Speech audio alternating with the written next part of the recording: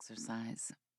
The nearest road was a mile away, which was important since Wally, like all their other bloodhounds at security hounds, had zero street sense. Put an interesting odor in front of that dog and he'd scamper across a 6-lane highway without a backward glance. Typical bloodhound, except for the fact that Wally was proving to be much less interested in doing his job than his canine counterparts. Each one of Roman's 4 Wolfe siblings was teamed with a highly trained bloodhound, which they deployed when needed in the course of their detective duties. But Wally? It was looking like he was going to be assigned to the couch to nap and nowhere else if he didn't start shaping up. The quiet washed over him again, along with the chill.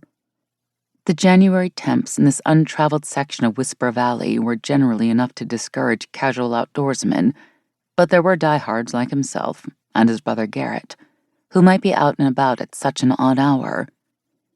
He breathed deeply of the pure night air.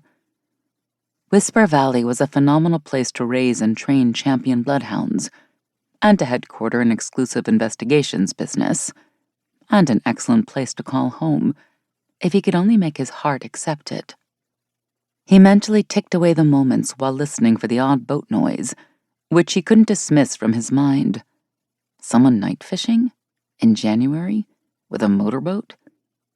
Maybe it was his Navy training that made his instincts prickle. That and the fact that they'd already seen a lot of weird stuff in their inaugural year in the investigations biz. He batted a flying insect away from his buzz-cut hair. "Why don't you let it grow out?" his sister Stephanie always suggested. He told her he liked the low-maintenance cut, but it was an evasion. He buzzed it because it was red, and he'd been constantly teased in school, in his half-dozen foster homes, at work, until the moment the military had shaved it off for him, like they detached him from his less-than-stellar past. Thank you, Navy.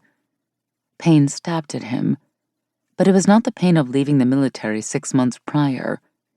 He'd been ready to start a new challenge.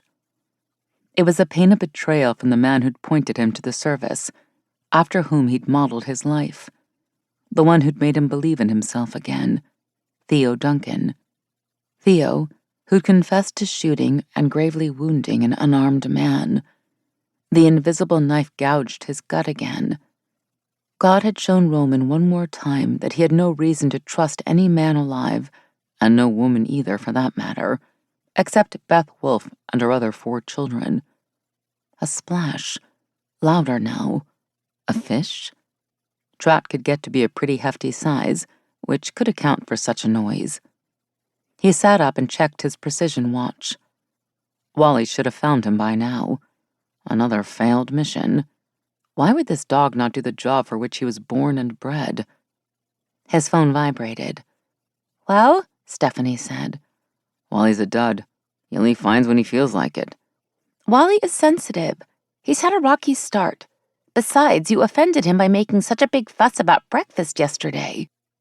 He literally snatched the scrambled eggs and hash browns off my plate in the space of 30 seconds. He'd been planning the whole theft, waiting for me to turn around to get the ketchup from the fridge. Roman realized he sounded ridiculous.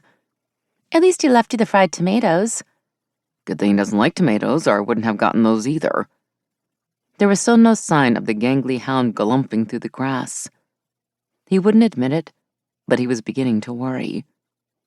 He checked the GPS tracker affixed to the dog's collar. Unbelievable. He's still sitting there in the car. He hasn't even budged. Stephanie's guffaw was so loud he had to hold the phone away from his ear. "Cannot wait to tell everyone about this." By dawn, Stephanie would have told the rest of his siblings. Chase, Garrett, Kara, and even Beth would be enjoying his failure. He couldn't help but smile. They were the only people he'd ever allowed to laugh at him, which gave him permission to laugh at himself. I need to go back before he decides to try to drive the car himself. "Might be a better driver than you." "Funny. We'll talk later about assigning me a different dog." "Don't think so, bro." He forced back the frustration. "I can't work on cases unless I have a reliable dog." "Wally can't get enough of you. He wouldn't survive the breakup, and he's already lost one owner. Besides, we have a big event to prep for, remember? Not the time for changes." She disconnected. Roman brushed a wet